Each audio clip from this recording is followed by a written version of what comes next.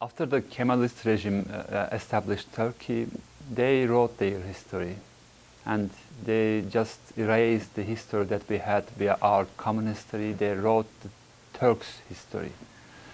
And the ones who suffered the genocide, let's say the diaspora, is writing the Armenians' history about those days. But we don't have a common history. What has happened really, objectively?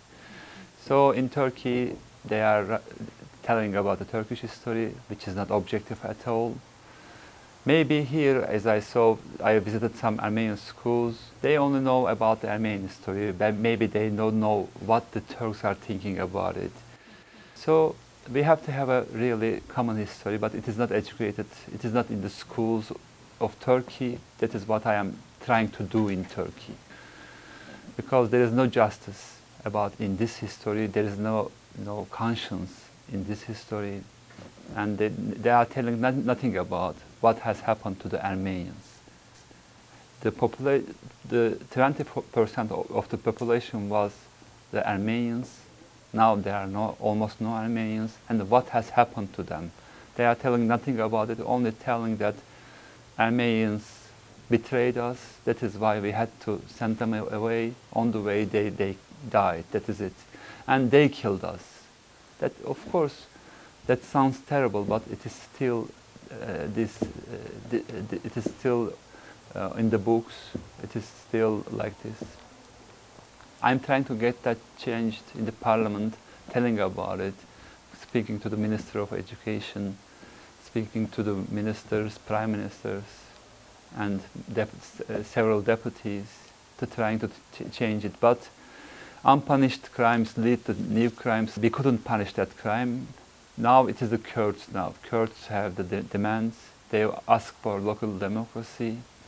And the response is harsh again. And the Kurds are living the same things that we lived 100 years ago, unfortunately.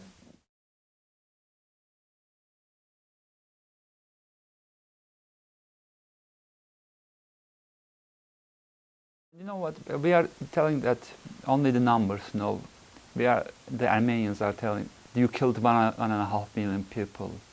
But all of them are individuals, each one. And I told some of what they dreamed of, what were their hopes. I just told about them and showed their pictures. That was important. Most of the deputies, it was the first time for them that they said, even the nationalist ones came next to me, said, were they really in the parliament, these men? And they asked about who are they, what they wanted, what were their demands. And I delivered some books, and they said, thank you. They didn't know. So numbers are cold, but a picture is very real and strong. The Armenian schools and all the minority schools, we don't have any status, first of all. Due to Lausanne Treaty, we are the schools to be protected by the state. But we don't have a status yet after almost 100 years. If you don't have a status, as you know, the government can't help you financially, or government can't, open a, let's say, university to educate the Armenian teachers and or textbooks.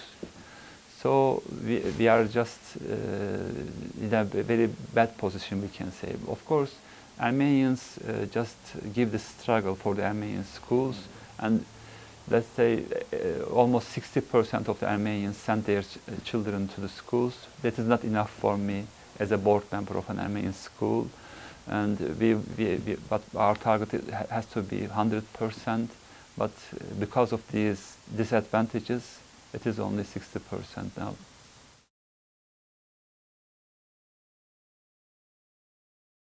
That big crime has happened in Turkey, and we have to, and that wound is still open.